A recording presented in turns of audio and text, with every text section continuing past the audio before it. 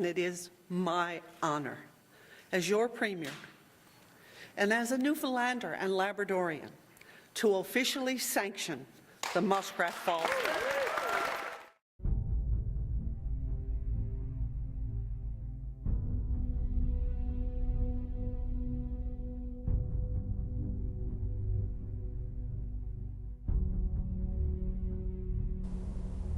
The Muskrat Falls project is a large hydroelectric project to connect power from the falls to the lower point of Newfoundland, near St. John's.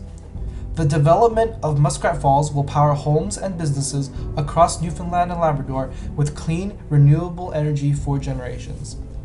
Electricity generated from the 824 megawatt hydroelectric facility will help meet growing energy demands in the province and will be a valuable power-producing asset for more than 100 years. This project will create energy independence for the Atlantic province and win a battle in a near half-century-old war on inequitable distribution of profit relating to a 65-year-long contract between Quebec and Newfoundland and Labrador. The project will include the construction of a high-voltage direct current electric power transmission system. The system will span a total of 1,100 kilometers at a capacity of 900 megawatts.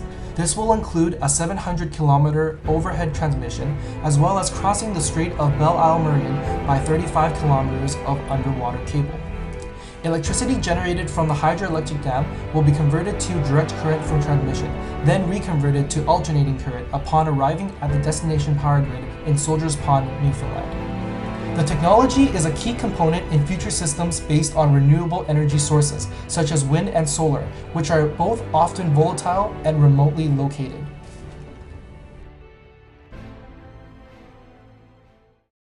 According to the Government Oversight Committee, the Muskrat Falls project has been on schedule for the most part. Since the December 2014 report, there have been no major changes in the milestones, and they are still on schedule to provide first power in December 2017 and full power from Muskrat Falls by May 2018.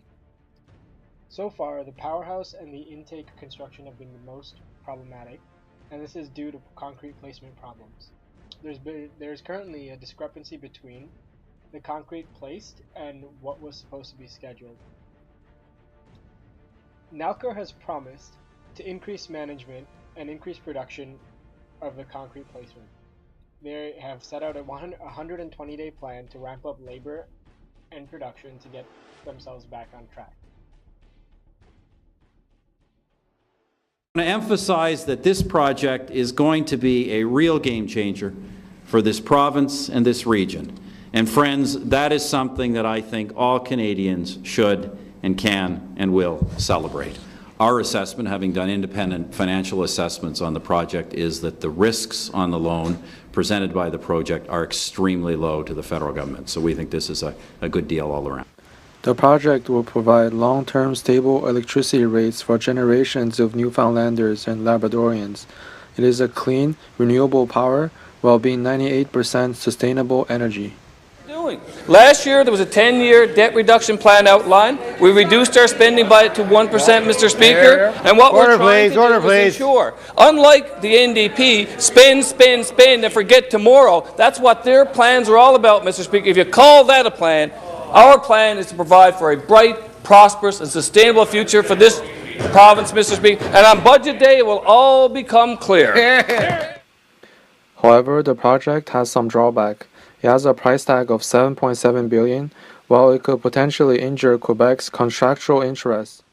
We have very stable rates here on the island of Newfoundland. We're paying 11 cents a kilowatt, and Muskrat Falls will destabilize our rates, pushing them into New York City prices. The actual physical flooding of that amount of area is a concern in terms of displacing wildlife and communities.